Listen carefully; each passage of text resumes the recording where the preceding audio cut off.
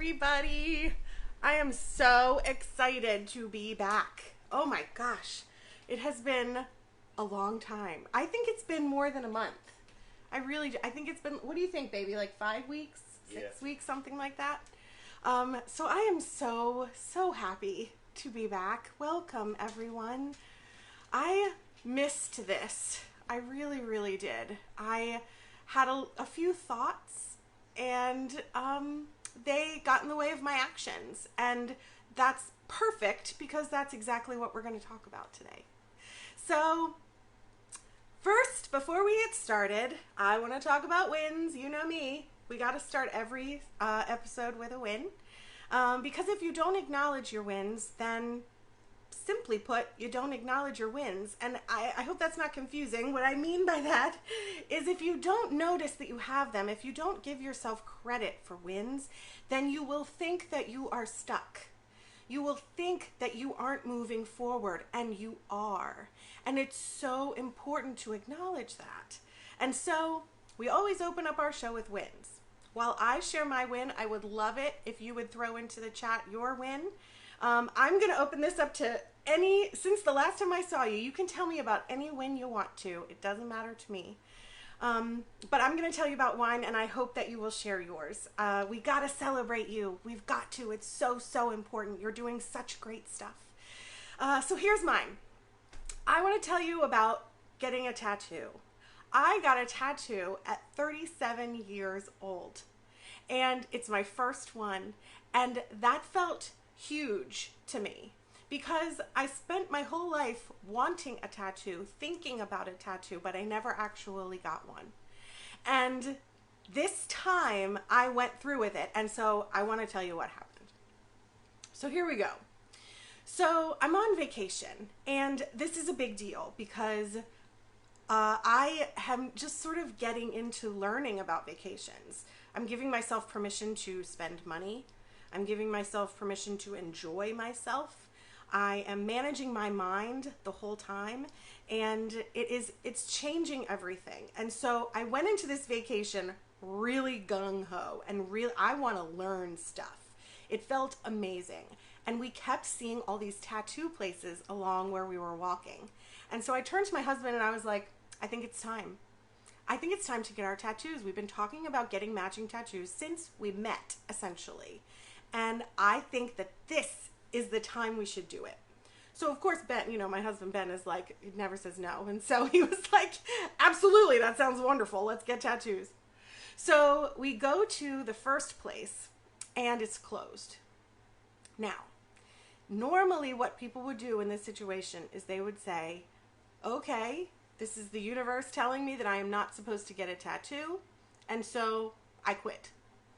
And I knew that that kind of thing was going to come up. And so I didn't stop. I didn't let my being uncomfortable about getting a tattoo, I didn't let that stop me. So I said to my husband, okay, where else could we go? So we went to another place. We got an Uber. We took an Uber 30 minutes away. We have completely abandoned our friends now at this point. We're 30 minutes away. We're supposed to have dinner in like 3 hours, and we've decided that we're going to get tattoos. So we did. So we went to the place, and the guy said, walk-ins are fine. We can take you both before the end of the evening. It's going to be about a half an hour a person. That was not a true statement, but that doesn't matter. The point is, he said it'll be about a half an hour in a half an hour. So go take a walk, come back. So we walked around. I'm a little excited. I'm a little nervous. I'm thinking about my thoughts. I'm feeling my feelings, I'm doing all the things. And then it's our time. And we decide that Ben is going to go first. And I did this on purpose because I wanted to see what my brain did when he was in the chair versus when I was in the chair. And I thought if I go first and I'm done, I'm not really going to be paying attention anymore to what's happening. I will have achieved it and be done. So I want Ben to go first. So Ben went first, and I'm watching Ben. And while I'm watching Ben get his tattoo, first of all, it did not hurt him at all. He said it didn't hurt. So I'm not really worried about pain. I'm worried most about what people are going to say about me. In fact, I worry about this so much that I put it on a place of my body that I could cover with a watch, so that if I was at work in a professional setting, that I could cover it up and not have my patients see it. That was my thought.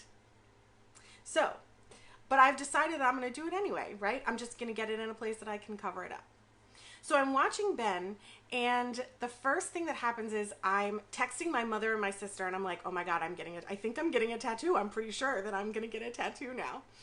And my sister said, make sure that you listen to the instructions for how to take care of it, because I don't think you're allowed to get it wet for 3 weeks. And this was my first moment of being like, oh my gosh, I can't do this. I had that thought. Finally, we've been trying to get tattoos now for 3 hours. Well, 37 years and 3 hours, but essentially for 3 hours. And when I heard that I wasn't supposed to get it wet, I thought, I can't do this. So I noticed that thought, and I was like, okay, thank you, brain. Thank you for showing me some evidence, some things that could be potential problems. I don't think that's going to be a problem. I'm not going to let it be a problem. We were scheduled to go to the water park the next day, and I thought, okay, well, I'll figure it out. I got to keep pushing. I got to keep going. It'll be fine. So the next thing that happened was I thought that it was in the wrong place. The guy that did the tattoo, put it a little bit higher on my wrist than I wanted it to be, and I thought, I'm not going to be able to cover this with a watch. I can't do this. So this is all in the half hour. I bet it was more like an hour and a half, I would say, maybe. It was more like an hour and a half of Ben being in the chair. And I thought, I can't do this a couple of times, but every time I thought it, I said, no, I am going to learn something from this. I am going to get a tattoo. That is what I'm going to do. I've made that decision already. Done. So then it was my turn. And when it became my turn, the thing that I thought would stop me was pain. And it did not hurt at all. It felt like somebody had a pen, like a ballpoint pen on my arm. Like it didn't hurt even a little bit. On a nursing scale, I would give it maybe a 3 in terms of pain. But I was really worried about that. And so I sit down and he starts to go, and it doesn't hurt at all.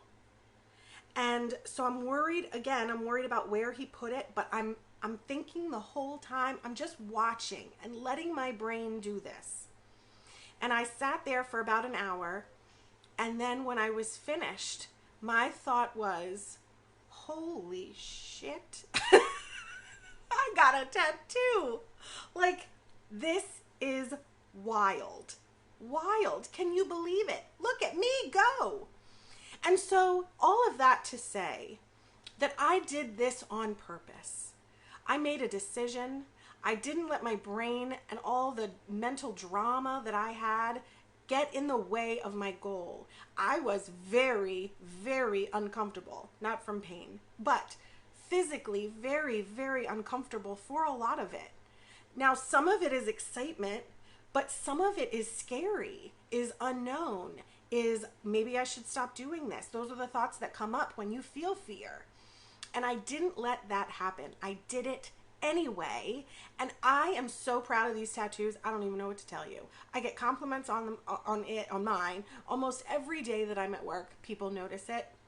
As a result, so I got the treble clef and the bass clef making a heart. That's our little symbol with the EKG line going around. And as a result of that, everyone asks me if I'm a musician. And so I talk about music with everybody that sees my tattoo and brings it up. It has turned into the most wonderful, bonding, fantastic growth experience. I can't even tell you. And I had to be uncomfortable in order to get through that. And so that's the story that I want to leave you with today. I want you to get something from this. Feel my energy. Take this in. When you get nervous next time, just notice those thoughts as your brain just throwing shit at the wall to see what's going to stick. They're not really true. We ended up not going to the water park the next day. Can you imagine if I had not gotten a tattoo and then not gone to the water park, but that was the reason that I didn't get a tattoo? That would have been absolutely ridiculous. You can't tell the future. And so I just decided I'll figure it out. And I did. We ended up not going, not because of the tattoo, but we ended up not going. And so it wasn't a problem, but it would have been a reason for me to not get a tattoo, which is silliness. And so when you notice these thoughts, when you get uncomfortable doing something that you want to do, don't listen to your brain. Your brain is going to show you all the things that could go wrong. And it doesn't matter. This is something that you want. You are a strong individual that can get through anything that life throws at you, even if your tattoo gets wet. If this is what you want, you need to do it. That is what I want you to do. And so, if you have questions about how to do that or what to do, just message me and we'll talk about it. So, that's my win. I hope you'll share your wins with me. Moving right along, this is such a good energy, a good introduction to what we're going to talk about today. So, today we are talking about actions and results. So to catch you up, the first thing that happens is there's a circumstance, right? We've already talked about that. We talk about how our thoughts are a reaction to our circumstances. That's not the circumstance that makes us have thoughts. Our brain already had that thought. The circumstance just brings it up to the forefront, right? But if we don't believe something, we're not going to think it's a problem. So if you notice that you think something's a problem, look at that problem. Figure out what your brain is doing. Why are you concerned about this problem? And then you can get down to the feeling behind it. We've already talked about this. Moving forward, now that we have thoughts, now that we acknowledge that our thoughts cause our feelings, the next thing is, what do our feelings do to our actions? Which is why I told the tattoo story. Because our thoughts create our feelings, and our feelings contribute to our actions. Does that make sense? Let's do it again. Our thoughts cause our feelings, and our feelings create our actions. We act from happiness, sadness, fear, depression, whatever feeling, anger, whatever you're feeling, that is how you're going to behave. And you know this is true, even though sometimes people argue with me about this, but you actually believe it's true. And the proof is that if something is wrong, if you are in an emotional place, your spouse will say, "What is wrong?" You don't think that you're acting any differently, but you cannot deny that you are. You cannot deny that someone who is sad walks into a room differently than someone who is happy, right? That's just what's true. And so I want to acknowledge how your feelings cause your actions. So in the story of the tattoo, my thought was, I am going to learn from this. I am going to get a tattoo. And so it did not matter what thought my brain showed me. I was resolute in my decision. I had decided that this is what I was going to do. And that was my through thought. That was my thought. I was going to do this no matter what. Those were my actions. And so what happened was we hit snags, right? A place was closed. Okay, that's not a problem. If I had been scared, if I had been letting all of that in, then I probably would have said, "Oh, well, it's closed. That's the universe telling me I'm not supposed to get a tattoo today. Oh, well." But I didn't do that. My actions were following my thought, which was, I want to do this. I'm going to do this. I'm going to learn from this. It might be uncomfortable. And I just let my brain do all the things. Now, I have another example. A not so great example, actually. I haven't been live in, 5 weeks. And that is because my thought was, nobody's listening. I had that thought for a little while. And it's hard to admit that, actually. This feels very vulnerable. But it is true. I got into a place in my head for whatever reason, because of a circumstance, I'm sure, but as a result, my thought was, nobody cares. Nobody's watching. Nobody's listening. And so what's the point of going live. Now, what my brain did is it told me, oh, well, you are on vacation, so you can't go live. Not true. Oh, you were working 2 of the last Saturdays, so you couldn't go live then. That was part of my plan, that's true, but how many times have I done this on Monday or Tuesday? This is just my brain.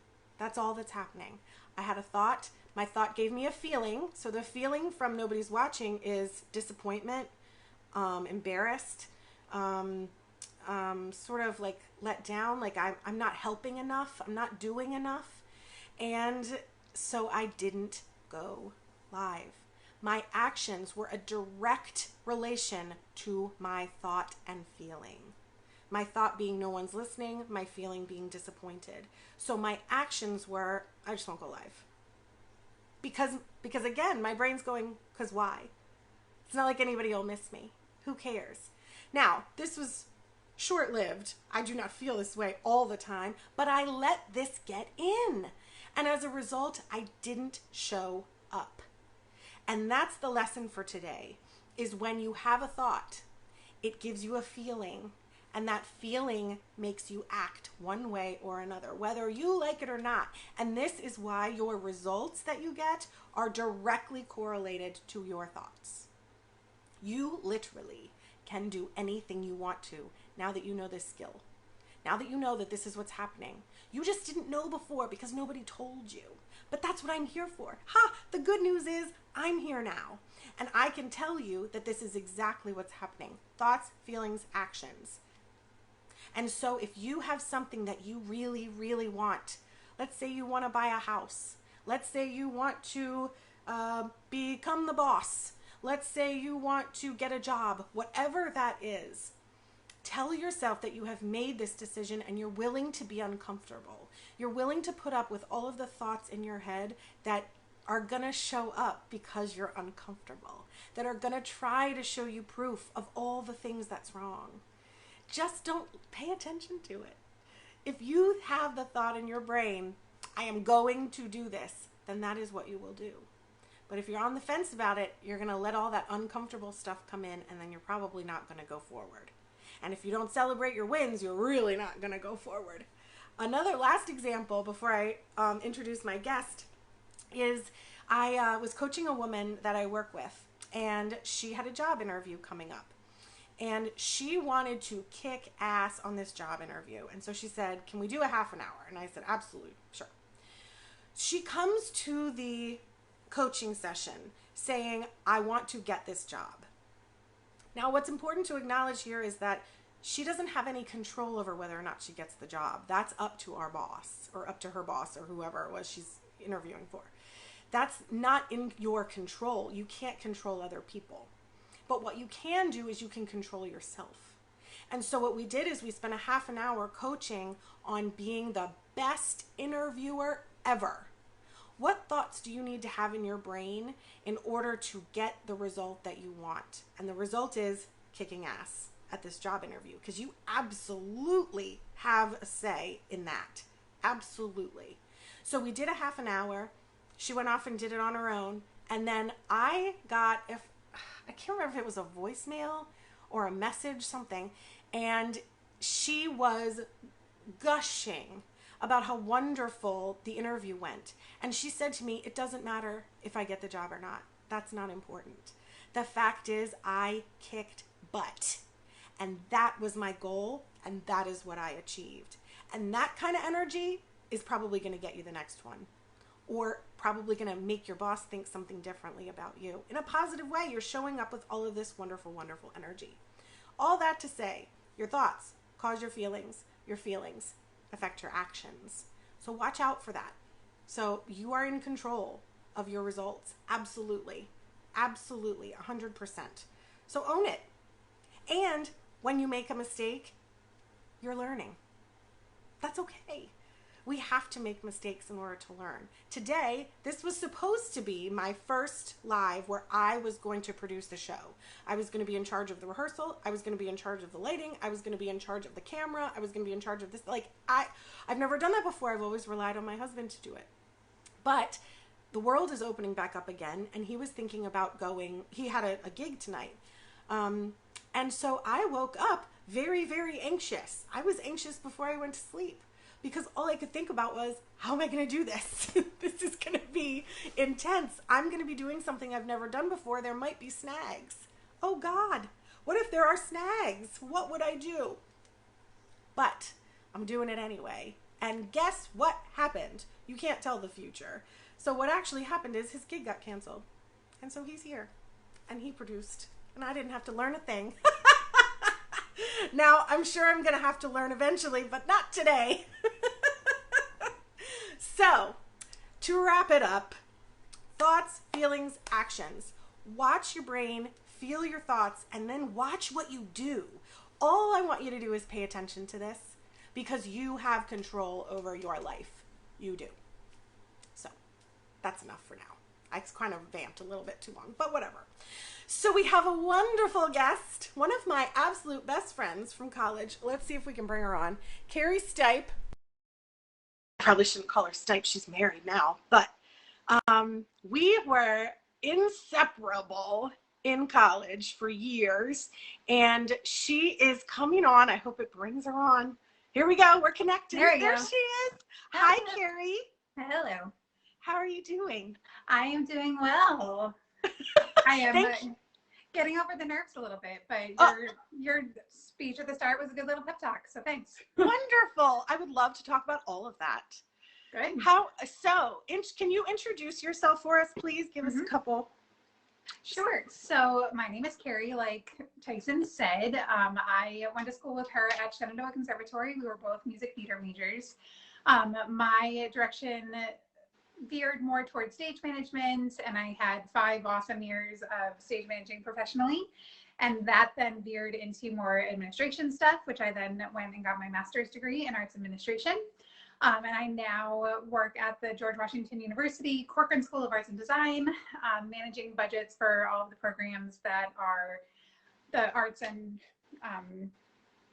fine art, theater, dance, studio art, all of those things. So you sort of like pull everything together, right? Kind of, yeah, because there are 8 different programs within the school, and I manage all of their budgets and then our main budget for the school entirely. So, so I make sure that people spend responsibly, which certainly over the last year and a half has been a thing because students haven't been coming to school, so we haven't had as much money to spend. So it's been a very interesting past year and a half. Yeah. How was COVID through all of that? So we were sent home right before spring break in 2020. And then the rest of that semester was virtual. And then the summer was virtual. And then the fall was virtual. And then the spring has been virtual. And summer is still virtual right now. But the plan right now is that everything is on campus come the fall. We are being required to be vaccinated to be on campus come the fall, which I think is fantastic. Everyone should go get their vaccines. Go get your vaccines. Do it for the world. Go get vaccines. Thank you, Carey. I don't know why people wouldn't get a vaccine, but I wonderfully am still approved to be a hybrid employee, so I still get to telework, which even pre-pandemic, I worked from home twice a week anyways. So this, honestly, the transition to working from home was a pretty seamless transition for me. Certainly it was tricky because I was back to work for 6 weeks after having my son before the pandemic hit. So I had like 6 weeks of trying to figure out how to be a working mom before then being sent home. And then we pulled him from childcare. So while I was working from home throughout the entire pandemic, I was also parenting an infant. How was that? Hard.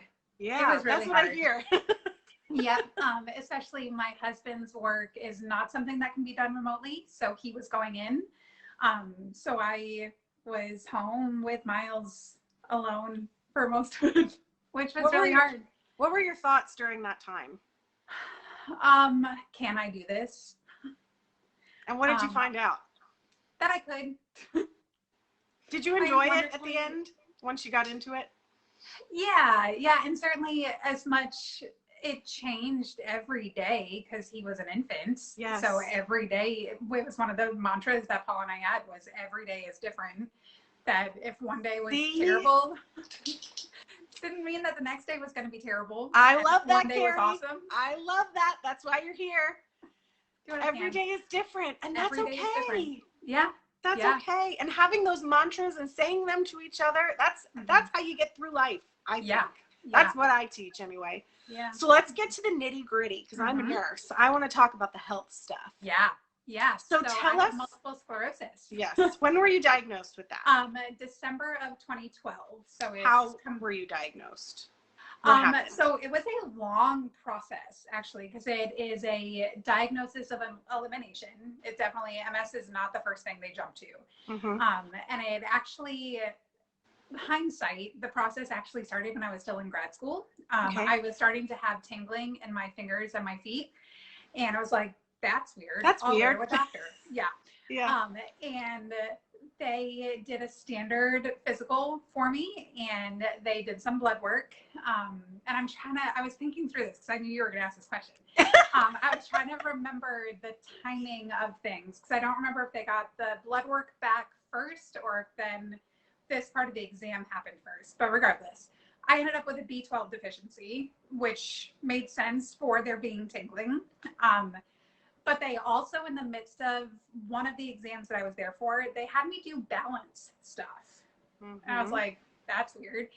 And I was amazed at the fact that I could not walk heel to toe, and I couldn't balance on one foot. And I was like, I danced for years. How am I not able to stand on one foot? That's weird. And just kind of wrote it off, though. But the doctors were like, so start taking a B12 supplement. See if that helps. But if it doesn't, or if this ever comes back, you have to go to a doctor. The doctors told you that? Yeah. What doctor said go to a doctor? Well, no, they said like go come home, back.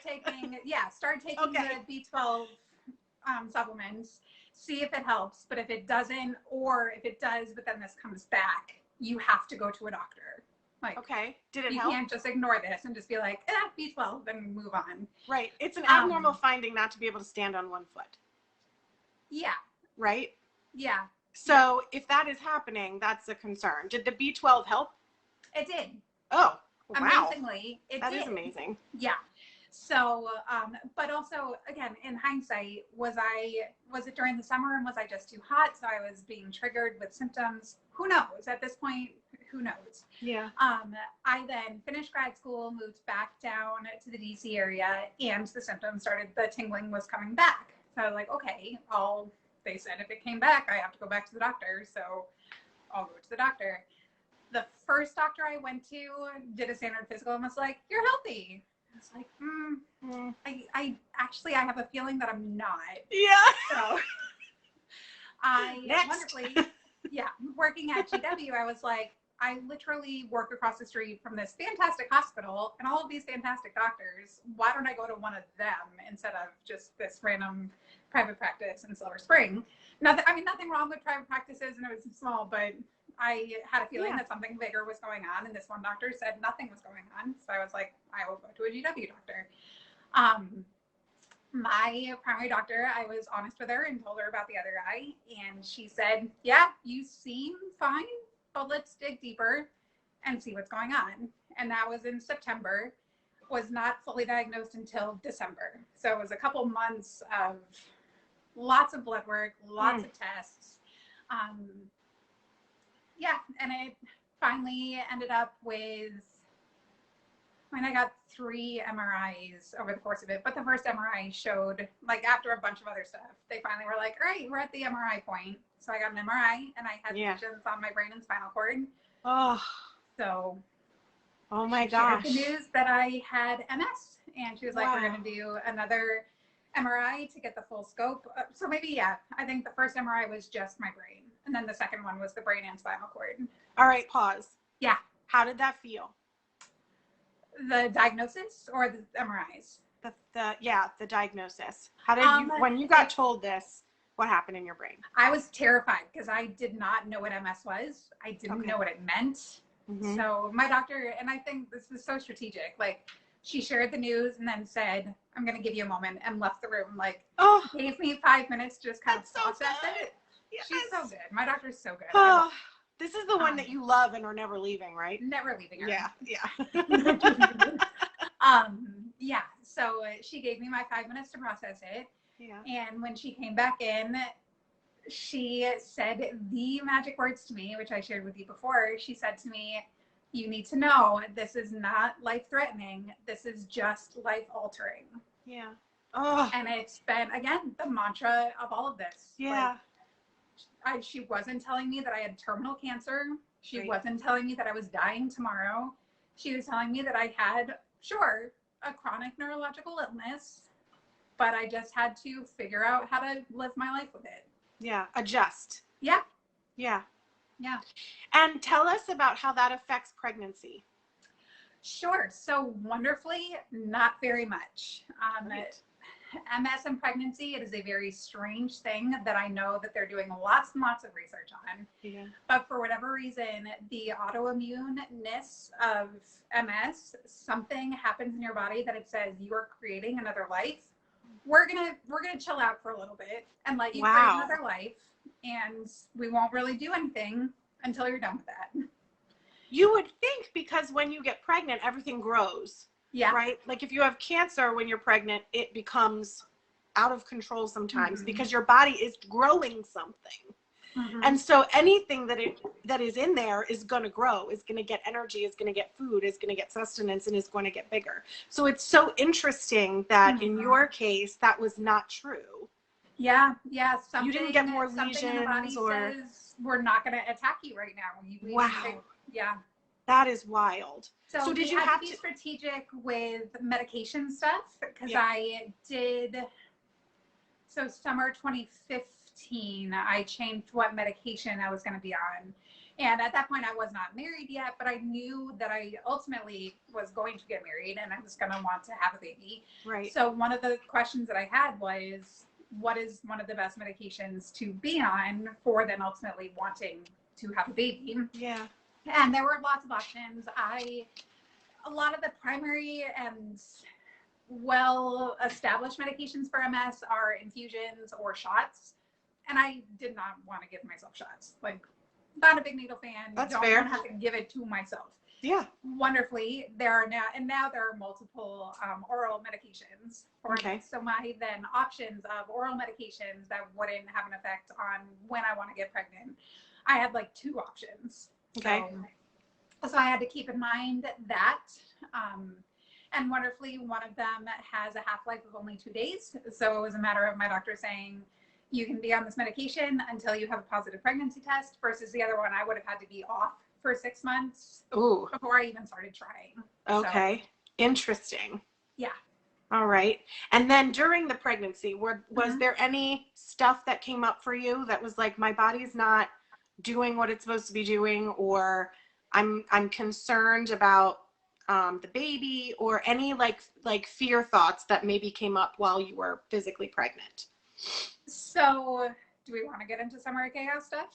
Yes. Sure. So let's dive right in. And I don't know who's watching, so I don't know if it's other nurse people that know these terms. So I ended up with a summer where I had ITP, idiopathic thrombocytopenia perpetua is the big full name of it. Basically, I literally had 0 platelets. So as my pregnancy was going along and it was looking like it was probably 75%, more 95% that I was going to have a C-section, the maternal fetal medicine team was much more concerned about whether my platelets are okay versus anything MS-wise. Can you explain to people who don't know what platelets do? Sure. So platelets handle your clotting. So if you get cut, the platelets are the ones that help you stop bleeding. Yes. So if you're going to have major abdominal surgery, they want you to have a good amount of platelets in your body. Yes. We won't place an epidural unless you have at least 100. Gotcha.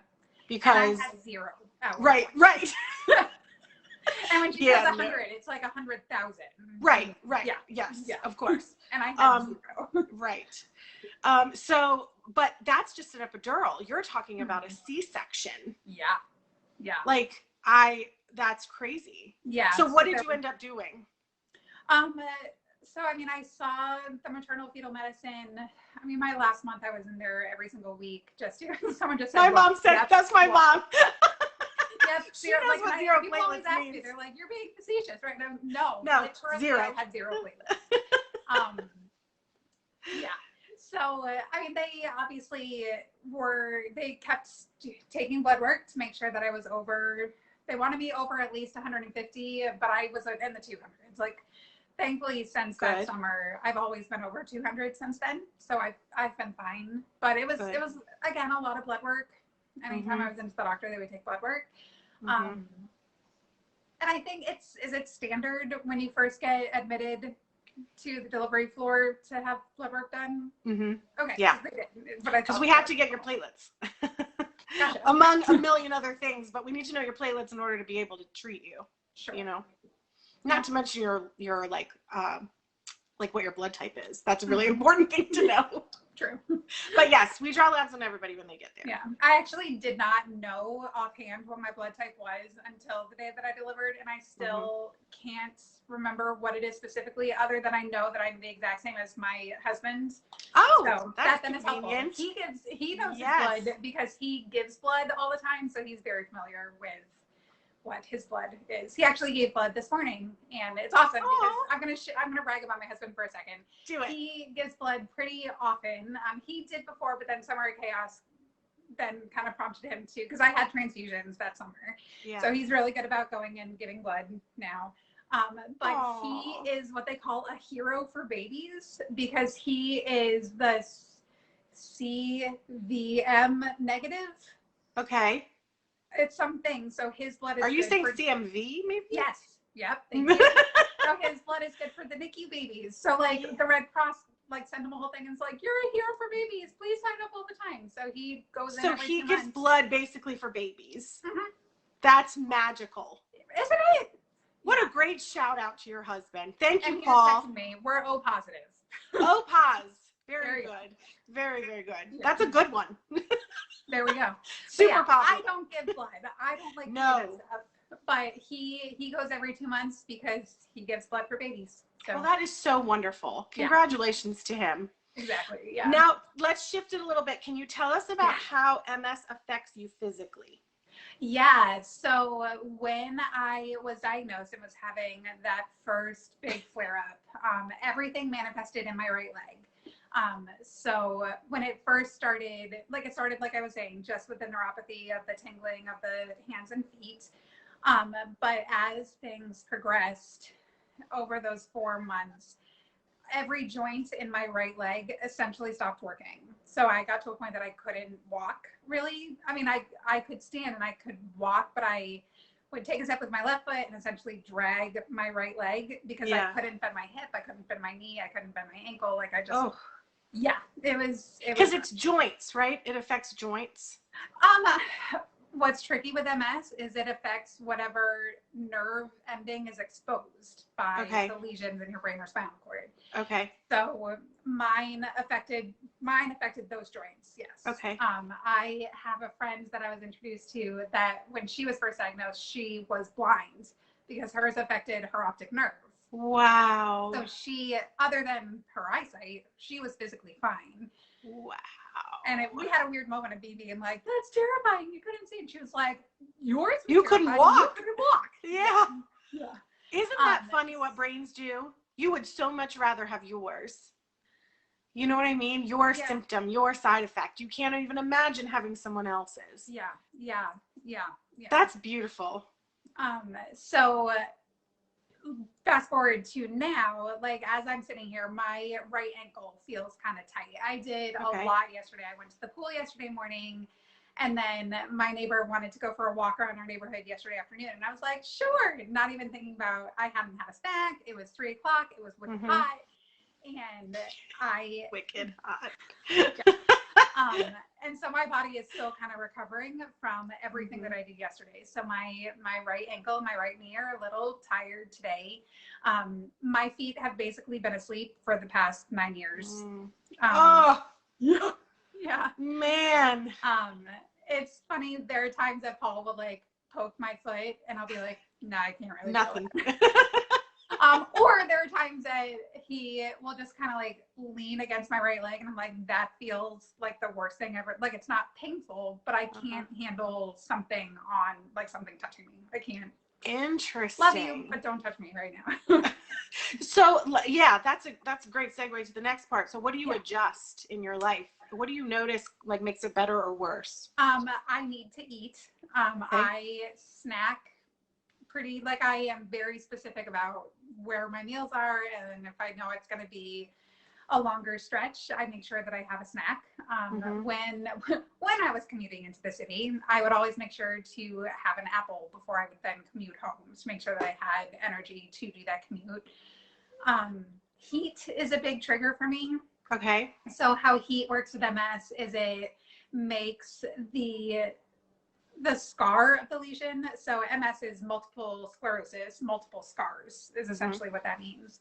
So you get the lesions on your brain and spinal cord, which then creates scar tissue on your brain and spinal cord.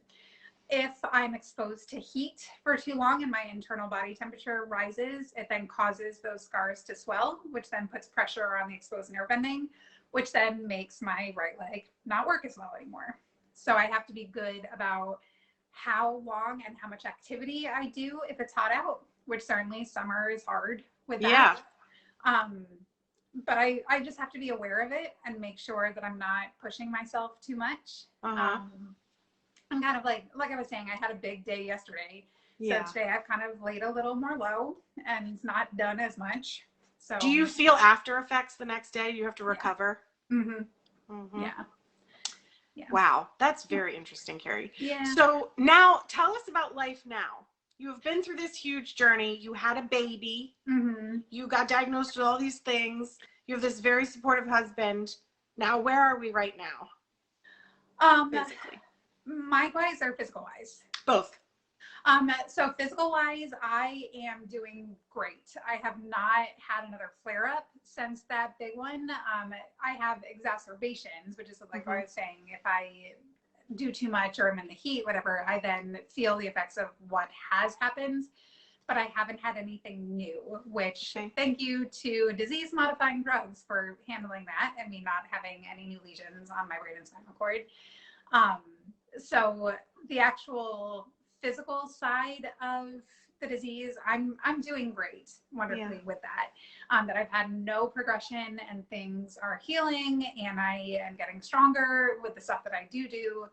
And emotionally, certainly there are things that it's hard to think about. I don't have the balance to ride a bike, so I won't be able to teach my son how to ride a bike. Okay, so Paul will teach him how to ride a bike. I'll take the pictures. It'll be fun. You can be there. You don't have to not go. Yeah, exactly. It's fine. And if it becomes a thing, like a father-son thing of go ride your bikes, and I will sit home and read a book, that's fine. That works for me. But I remember the first time that I tried to ride a bike after being diagnosed and I fell over, because I was like, I'm doing so well. Why can't I do this? That's so good, Carey. I'm so glad you said that. Keep talking. Yeah. I mean, so I was, and I remember I was down at my parents'. It was me and Paul down at my parents'. And I tried riding my mom's bike. And one, she's taller than me. So it probably was, because I couldn't get my feet really on the ground. It was a whole like slew of things that didn't work.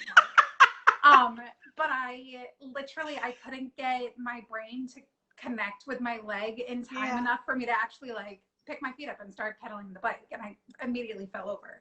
So it was about like collaboration. Like you couldn't think and do at the same time. Yeah, it didn't go fast enough. Like I can tell you how to ride a bike. Right. But the actual connection from the brain to get my foot to do it just didn't work fast enough. Wow. And I fell. ended up in the bathroom with my mom, and she's like cleaning up the scratch on my, like I felt like a little 5-year-old. I was gonna say. And I was just so sad about it because I was like, I'm doing so well. Why can't I do this thing? My mom was like, just find something else to do. Like you can still do stuff. I love this. You just need to figure out and that's when I discovered the pool. Swimming. Yeah. Yep. Which is the first time that I because Paul and I went a few times together when we first got the membership to the pool, and then I remember the first time I went by myself, and I did some water aerobic stuff, and then I swam, and I remember getting into the car after and just crying because I was like, I can do that, and Oh, I don't have to worry about getting too hot because I'm in water. yeah. I don't have to worry about keeping my balance because I'm in water. Right. Like all You're of not these putting any limitations strain. yeah, and like all of the limitations that happen with every other kind of physical exertion doesn't happen with the pool. And I just cried because it was Oh, so freeing to find Carey, something that worked.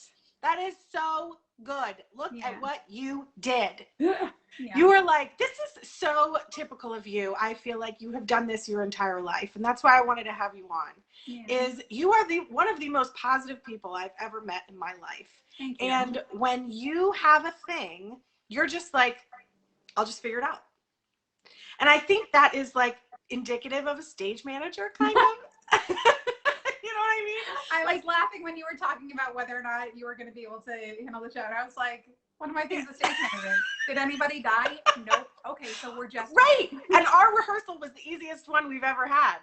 Nothing happened. We didn't need to troubleshoot anything, but sometimes it takes 30 minutes to figure out Facebook and all that kind of stuff. I mean, I did want to do it on my laptop, and you had told me I had to do it on my phone, so I did have to change my thing. But that's what rehearsals are for, man. Exactly. But I think that you adapt very well. I think that your brain is like, I can't do this. Well, I'll figure out another way. Yeah. And I think still there was a break between the falling on the bike till starting the pool. Of course. So it wasn't like an immediate jump from, okay, can't do that, I'll do this. Yeah. It's never gonna be. Yeah. You know what I mean? You have to process your emotions first. Yeah. And it definitely, then when we got pregnant, it was one of the things that was in my head. Yeah. I have so many, my neighbors are amazing. And we've been watching some of the kids on our street learning how to ride their bike, which it's amazing to watch them do it. And I every now and then still have this moment of, I won't be the one running beside the bike because I can't run. Right. I won't be the one going on a bike ride with my kid because I can't ride a bike. Yeah. But fine. Okay. So I'll take him to swim lessons. Dad, there you go. Bike, I'll take him to swim and it'll be fine. Carey, that's absolutely beautiful. Thanks. I appreciate you so much. Do you want to say anything to women, to pregnant women, to people with MS? Do you have any message, any reason, your why that you came on, what you want to say? Sure. So I think it's one of the things you asked me, what was one of the biggest things I learned, or what was one of my biggest takeaways?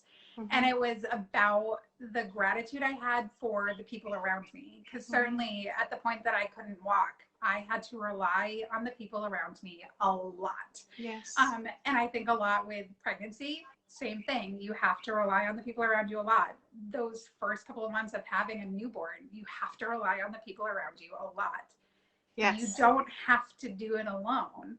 It is okay to ask for help. It is okay to say, I can't do something. Yes. And to lean on the people around you.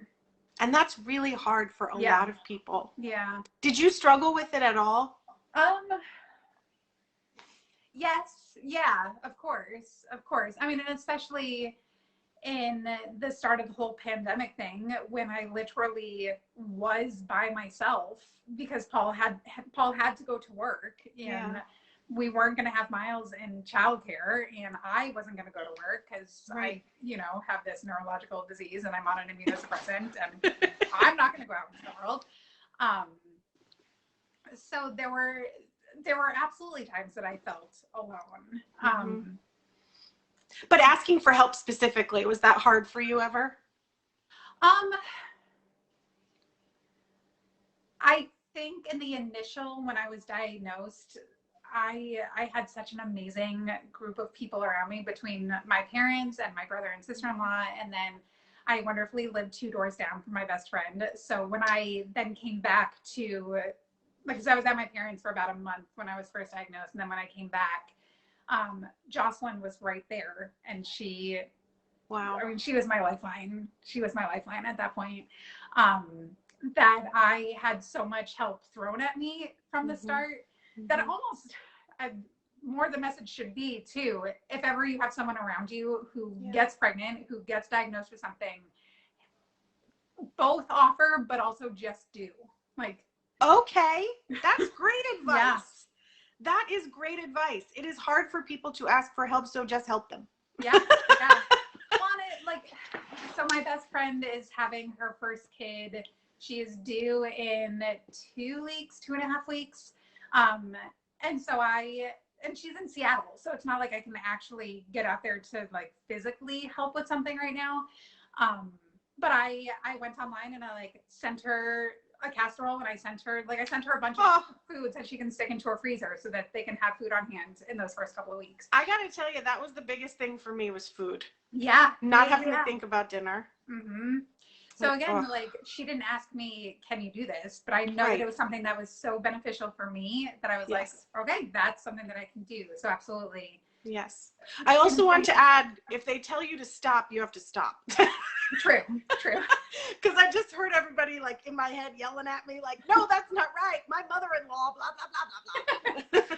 Or things as literal as the freezer is full. Stop. Yeah. No more casseroles. How about laundry? I always suggest for everybody, your friends, if your girlfriend comes over, she does not need to hold the baby. She needs to do your laundry. True. That's what she needs to do. Get over the fact that she's going to look at your underwear. It's going to be fine, because that's what you need help with. Or the dishes, if that makes you feel more comfortable. Yeah. That's what new moms need. Yeah. They don't need you to come over and spend 2 hours on the couch. That's not helpful. They need you to do something. Yes. Unless you're going to hold the baby so that they can shower. Okay, that's fine. Or nap. And I think another piece of advice too for those either pregnant or newly diagnosed with something, listen to and trust your doctors, but also as you're listening to them, trust but verify, trust but still advocate for yourself. Yes. Ask the questions if there's anything that you're nervous or uneasy about. I love that. Let it be a collaboration of things. You don't have to just sit back and listen. Yes. I tell my patients all the time, you have autonomy. And it is something that I feel like we need to talk about more, because every single patient says to me, no, the doctor said I can't do that. And I'm like, well, you're a human and you're allowed to do whatever you want to do. I'm your nurse and I'm going to tell you educationally the risks, but you are a person who's allowed to decide what you want to do. Summer chaos, because I was in the hospital long enough that I saw the whole rotation of the hematologist while I was there. And there was one doctor who wanted desperately to take my spleen out. I was like, no, I'm not taking my spleen out. Like, we have my hematologist, like my actual hematologist has said, I need to fail out of all of these to get to this one medication, which then was the one that fixed it. Before we need to think about anything else. So no, you're not taking my spleen out until I at least get to that. Like, you're not. Holy cow. Yeah. And I could have sat back and been like, the doctor says I need to get my spleen out. Nope. I said, no, thank you. You're not taking Good my for spleen. you, Carey. I'm so glad that you did that. You got to do you, girlfriend. You got to do you. My spleen is still happy inside my body. I'm so glad. If we had more time, we would talk about that. But I have no idea what time it is, because I don't wear a watch anymore now that I've got my tattoo. Sure. It is 10 to 9. Oh my gosh, we went on forever. Okay. We did. I got a little excited, and so this episode was a bit long. So I'm going to let you go, but I appreciate you so much. Thank you for having a platform for me to share this. Oh my gosh, you have no idea how many people are going to be helped from this. So I really appreciate you very much. And let's keep in touch, girlfriend. Absolutely. Okay? All right. Thanks. Bye. Bye. All right. That's the show. I'm going to wrap it up here, and I'm going to tease you a little bit. Next week, next Saturday at 8 o'clock, no matter what, my sister is going to make an appearance, because I don't know if you have been following what's been going on in her life, but her HOA is giving her a hell of a time about her pride flag on her house. And so what she has decided to do is throw a pride block party. And I think that this is the most amazing reaction that you could ever have. Talk about turning a negative into a positive, right? She has got people lined up to, oh, look, and there's the link. This is to help with the fundraiser, but she also has like companies that have donated food, beer, all the things. She's going to have a raffle. I think you have to be in Colorado to be a part of the raffle, but there's going to be a raffle. So Jesse's going to come on, not as a guest necessarily, but just as like a little cameo, because she had an episode a couple of weeks ago. But just to come on and talk about what she's doing. I'm so excited. I want to support the shit out of this. And I know anybody who's watching this feels the same way. So next week, Saturday, 8 o'clock, Jesse's going to come. We're going to talk about Pride. And then other thing I wanted to tell you is I am committing to this, and so I need your help. So could you, if you watched this at any point between now and next Saturday, could you please share this video? That would be very helpful to me. You share this video, and then I'm going to put your name into a hat, and I'm going to send you a gift. That is what will happen. I have 3 boxes of gifts that I'm going to give away from time to time. So anybody who shares this video between now and next Saturday when we go live will be in for a drawing for a gift for free from me. I will send it to your house personally or bring it to you, whatever the case may be. So that's it. That's the show. I thank you so much for joining us today. This was a good one. I gotta say, I was nervous. I was a little uncomfortable. I even got sick this morning when I woke up. Because that's just how it shows up for me. But I did it anyway.